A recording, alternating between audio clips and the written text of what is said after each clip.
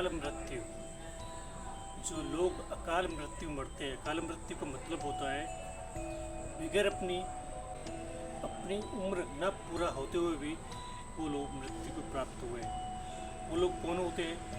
जहर खाकर मरने वाले लोग, आग लगाकर जलने वाले लोग, एक्सीडेंट से मरने वाले लोग, फांसी लगाकर मरने वाले लोग, घोर बीमारी से अस्पताल में मरने वाले लोग, या किसी ने तांत्रिक क्रिया के जरिए मरने वाले लोग। ऐसे लोग सिर्फ हमेशा भटकते हैं।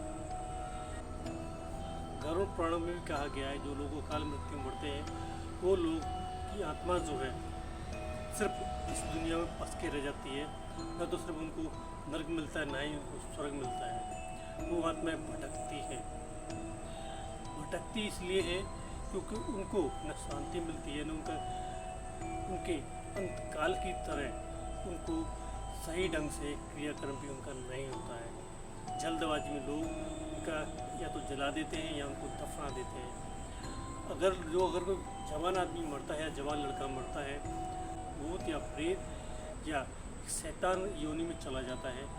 सिर्फ वो उसको कुछ चीज़ें नहीं पता होती, उनका दिमाग 80% काम करना बंद कर देता है। और अगर लड़की मरती है, कोई जवान लड़की मरती है, वो चुड़ैल या एक पिशाचनी के रूप में भटकती रहती है। और ऐसे लोग अपनी परछाई से, खुद की नेगेटिव एनर्जी से लोगों को डराने की कोशिश करते हैं। ये लोग सालों दर सालों भटकते रहते हैं। उनकी जो ताकत है वो इतनी इकट्ठा हो जाती है कि आम लोग जो होते हैं, जिनका ऑरा कम होता है, जिनकी गट्स कम होते हैं, जो लोग बात बात में डर जाते हैं, कि उन लोगों को दिखाई देना शुरू हो जाते हैं कि किसी ने इनको एक बार देख लिया, किसी का ऑरा कम है, वो डर गया, वो देख लिया उसने। तो ये आत्माएं उस इंसान को बार बार अपनी मौजूदगी का एहसास कराती रहती है। ये आत्माएं सब उससे चाहती ये है कि वो कैसे भी करके इनको मुक्ति दिलाए, कैसे भी करके इनको मुक्ति दिलाई जाए। कुछ जो लोग ज़्यादा प्रेत योनि में चले जाते हैं या ज़्यादा शैतान की में चले जाते हैं, तो वो सिर्फ इंसान को नुकसान पहुंचाने के अलावा दूसरा कार्य नहीं करती। ऐसी आत्माएं खाली घरों में अपना कब्जा जमा लेती हैं। अगर कोई घरों में रहने के लिए आता है तो उस घर में अपनी मौजूदगी का एहसास दिलाती है और बार बार उन घर वालों को टॉर्चर करते हैं। इससे घरों का या तो इलाज अच्छे से हो जाता है या वो घर वाले परेशान होकर इनसे दूर चले जाते हैं, उस घर को खाली करके हमेशा के लिए।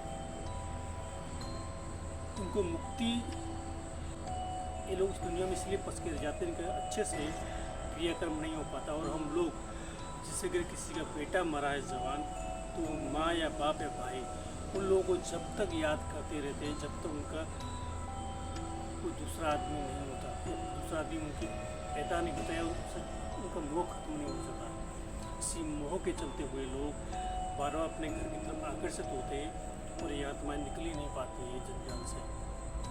अकाल मृत्यु वाली जो आत्मा होती है, जो स्पिरिट होती है, सबसे ज़्यादा खतरनाक होती है। और ये जो आत्मा है अच्छे खासे घर में भी कब्जा करने की कोशिश करती है।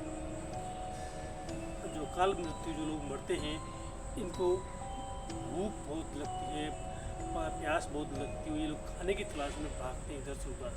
तो लोग खाना, भूख, प्यास मिटाने के लिए ऐसे घरों में जाते हैं जहाँ बच्चे रहते हों या कुछ बुजुर्ग रहते हों या जिन जवान लोगों का ऑरा कम होता है। ये आत्मा ऐसे लोगों को खोजती है। अगर बच्चे जिस घर में ज़्यादा होंगे तो बच्चों के क्या होता है, बच्चे खाते कम, खाना गिराते नीचे ज़मीन में जाता है। तो खाना ये प्रेत आत्मा, अकाल मृत्यु वाली आत्माएं खाती हैं। हम लोगों को लगता है कि यार बच्चे ने खाना गिरा दिया, हम इसको साफ़ करके फेंक देंगे, और आप उस खाने को साफ़ करके घर से बाहर फेंक भी देते हैं। वो आत्माओं की एक ऐसी आदत लग जाती है, उनको फ्री में खाना मिल रहा है, फ्री में आपके घर में रहने के लिए मिल रहा है, और उनके रहते रहते आपके घर में नुकसान ये होने लगता है कि आपकी बरकत कम होने लगती है, आपकी आमदनी कम होने लगती है, और आपकी चीज़ें खराब होने लगती हैं, आपके दिन खराब होने लगते हैं, आपके घर में लड़ाई झगड़ा, काय कलेश बढ़ने लगता है। अकाल मृत्यु मरने वाले लोग सिर्फ लोगों को डरा सकते हैं। कुछ आत्मा इसमें होती है जो खुद को एक ऐसे से परिवर्तन डालने की कोशिश करती हैं, या तो वो ईश्वर से कनेक्ट करने की कोशिश करती हैं और वो ये दुनिया घर छोड़ के या तो मंदिर के बाहर पड़ी रहती हैं या पुल पर अपना सहारा बना लेती हैं। कुछ आत्माएं नुकसान करने के लिए, नुकसान पहुंचाने के लिए वो जो प्रेत आत्मा होती है उनको एक राक्षस की योनि ही कहा जाता है और वो सिर्फ नुकसान पहुंचाने के अलावा कुछ दूसरा कार्य नहीं करती। कुछ अकाल मृत्यु मरने वाले लोग जिससे किसी की जान निकल रही हो, वो मन में सोच कर ये मरते हैं कि हम दोबारा जन्म लेंगे, हमारा एक कोई काम अधूरा रह गया है, तो ऐसी आत्मा को जन्म दोबारा से मिल जाता है। पर कुछ अकाल मृत्यु मरने वाले लोगों को जन्म नहीं मिलता, वो सालों दर सालों इसी जन्म में इसी नरक और स्वर्ग के जीवन में फंस के रह जाती हैं और कितनी सालें होती हैं उनको नहीं पता होता। किसी के घर में अकाल मृत्यु होती है तो उसके कपड़ों को जला देना चाहिए, उनकी चीज़ों को दान कर देना चाहिए और उस इंसान की कुछ भी चीज़ें या यादें नहीं रखनी चाहिए। खासकर उस इंसान के घर में कभी फ़ोटो दीवार फ्रेम बना के नहीं रखना चाहिए, क्योंकि अगर आपने ऐसा किया, अगर आपने मरे हुए आदमी की चीज़ों को संभाल के रखा तो वो आत्मा आपके घर से कभी निकल के जाएगी नहीं। इसका नुकसान आपको बहुत ज़्यादा भुगतना पड़ेगा, क्योंकि अकाल मृत्यु मरने वाला आदमी कभी किसी का होता ही नहीं है, वो आत्मा कभी किसी की होती नहीं है। वो सिर्फ अपनी मुक्ति के लिए आपको बार बार परेशान करेगी, आपको बार बार अपनी मौजूदगी का एहसास कराने की कोशिश करेगी। आप में के घर में जो कोई भी होगा उसको बताने की कोशिश करेगी। आपको लगेगा कि हमारे घर में क्या हो गया, पर ये सच में जो मरने वाले लोग हैं, काल मृत्यु वाले लोग, सिर्फ उनकी आत्मा है जो भटकती है। जो लोग नेचुरली स्वतः ही अपनी मृत्यु से मरते हैं वो लोगों को मुक्ति मिल जाती है, वो लोग सीधा दूसरे जन्म के लिए चले जाते हैं। उनको अकाल मृत्यु वाला आदमी इधर ही इस दुनिया में फंस के रह जाता है। अक्सर कर आपने देखा होगा कि काफ़ी लोगों के ऊपर भूत चढ़ जाता है, काफ़ी लोग बीमार पड़ जाते हैं, काफ़ी लोग डर जाते हैं। वो डरते कहाँ से हैं? अकाल मृत्यु मरने वाले लोग ऐसी जगह को अपना बसेरा या डेरा जमाते हैं, या तो जहाँ ज़्यादा गंदगी होती है या कुछ ऐसी सुनसान जगह खाली पड़ी है सालों से जहाँ किसी इंसान का आना जाना ना हो, वो लोग ऐसी जगह पे अपना बसेरा जमाते हैं। और अगर हम उस जगह पर जाएँ, एग्जाम्पल के लिए कुछ लोग 10 लोग जैसे गए, 10 लोगों में से अगर 3 लोगों का भी अगर और कम है, कमज़ोर है, तो 3 लोगों को वो अकाल मृत्यु वाली आत्मा कोशिश करने की कोशिश करेंगी, डराने की कोशिश करेंगी और दिखाने की भी कोशिश करेंगी, अपनी मौजूदगी का एहसास भी उनको कराने की कोशिश करेंगी कि हम यहाँ पे हैं।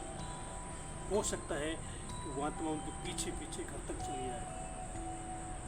इसी वजह से किसी के ऊपर चढ़ जाती है कि अकाल मृत्यु वाली आत्मा किसी की बॉडी को अपना बनाने की कोशिश करती है। अक्सर का जो लेडीज़ जो बीमार होती हैं या उनको कुछ अलग तरह की नेगेटिव वाइब्स आने लगती है, तो वो ऐसी लेडीज़ों के लिए होता है, या तो वो लेडीज़ खुले बाल करके जाती हैं, तो लेडीज़ों का और कम होता है, इसलिए उनको आत्माएं दिखाई देती हैं या उनको आत्माएं नुकसान पहुंचाने की कोशिश करती हैं।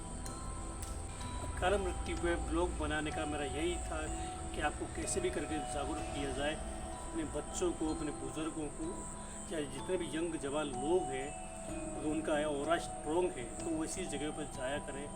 जिनको डर लगता है, जिनका ऑरा कमज़ोर है, तो वही खाली सुनसान जगह या रात के समय कभी भी नहीं जाना चाहिए, ना ही घर से निकलना चाहिए।